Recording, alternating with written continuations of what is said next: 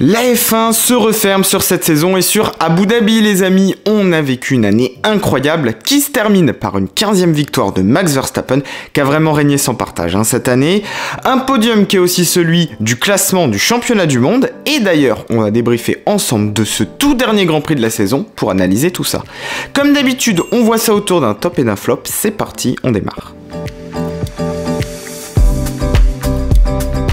Et premier top, c'est Max Verstappen. Alors on avait un peu perdu la Red Bull, mais on l'a largement retrouvé ici à Abu Dhabi. Max a fait une très belle démonstration en signant la pole et en remportant son 15e succès de l'année, sans avoir été en plus spécialement inquiété. C'est quand même une sacrée domination qu'il nous a proposé cette année et faut encore souligner la saison incroyable qu'il nous a fait. La Red Bull était vraiment l'arme fatale et il clôt magnifiquement ce chapitre 2022, donc un grand bravo à lui. Deuxième top, c'est pour Sébastien Vettel et Daniel Ricciardo, nos deux futurs retraités qui finissent tous les deux dans les points pour terminer leur saison. Seb a fait de son côté un excellent week-end, une Q3, un Grand Prix aussi avec beaucoup de rythme, malgré c'est vrai une stratégie qui n'était pas vraiment idéale. Il score un point, ce qui est quand même une jolie façon de finir sa carrière. Il a évidemment été élu pilote du jour pour le féliciter et le remercier pour l'ensemble de son parcours en F1 qui a été absolument incroyable. Ricciardo a lui aussi fini d'une belle façon son passage chez McLaren, il termine d'ailleurs juste devant Seb, ça fait plaisir de le voir lui aussi finir sur un bon week-end, donc bravo à tous les deux.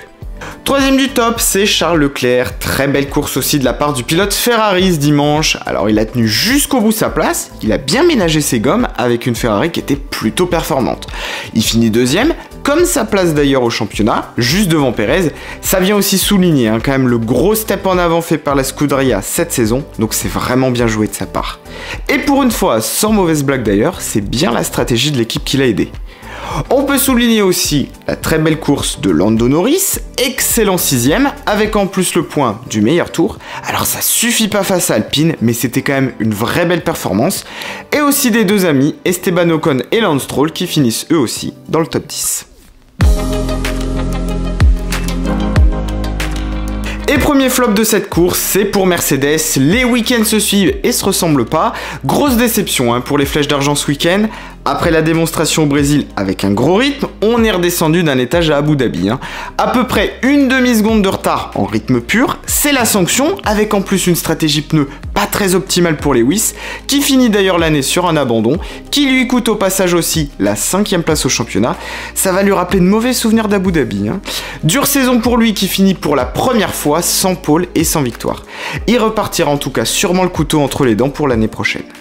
Pour Russell, ça n'a pas été simple non plus, avec un départ plutôt difficile, une pénalité de 5 secondes après avoir été relâché trop vite des stands, il finit malgré tout 5ème. Maintenant, il est temps de se plonger sur l'année prochaine et focus sur 2023 pour le team. Deuxième flop, c'est pour Haas, c'était le dernier Grand Prix pour Mick Schumacher, en tout cas pour l'instant, et c'est dommage parce qu'il n'a pas brillé le pilote allemand, après des qualifs qui étaient pas mauvaises, en course il s'est un peu embourbé, avec notamment une attaque franchement inutile sur Latifi, qui l'envoie d'ailleurs lui et le Canadien dans le décor. Au final il termine 16ème, devant son coéquipier Magnussen, qui lui non plus décidément n'a pas brillé. Petit point de consolation pour l'équipe, elle termine devant AlphaTauri au championnat. Et troisième flop, c'est pour Alfa Romeo. Alors ça a failli pas le faire pour l'équipe de Fred Vasseur. Ils conservent de justesse leur place au championnat, mais surtout sur cette course, il n'y avait pas beaucoup de rythme sur la voiture. Bottas était même dernier en début de Grand Prix, et même si Joe s'est montré plutôt à l'aise, il a fait quand même quelques manœuvres un peu limites en course. Aucune des deux ne finit dans les points, dommage.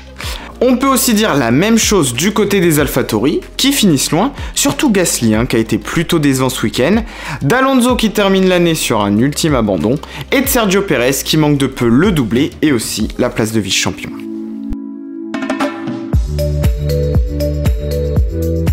Les amis, dernière fois qu'on évoque ensemble la situation au championnat et Max termine avec 146 points d'avance sur Leclerc, ce qui montre encore une fois la saison incroyable qu'il nous a offert. Charles qui s'offre son meilleur résultat en carrière en F1 avec cette place de vice-champion Et au constructeur, la Scuderia sauve sa place, tout comme Alpine et Alfa Romeo de justesse. C'est aussi le moment de refermer cette saison incroyable avec évidemment une page qui se tourne cette année.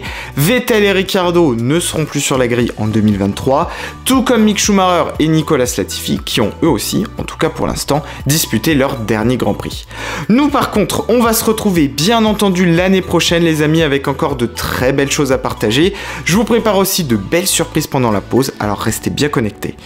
Merci à tous d'avoir suivi ce tout dernier débrief de la saison, d'avoir aussi suivi tous les autres. On se retrouve très vite avec encore beaucoup de vidéos à venir, alors n'oubliez pas de vous abonner pour ne rien louper et d'ici là portez-vous bien et à très vite sur la chaîne, à bientôt.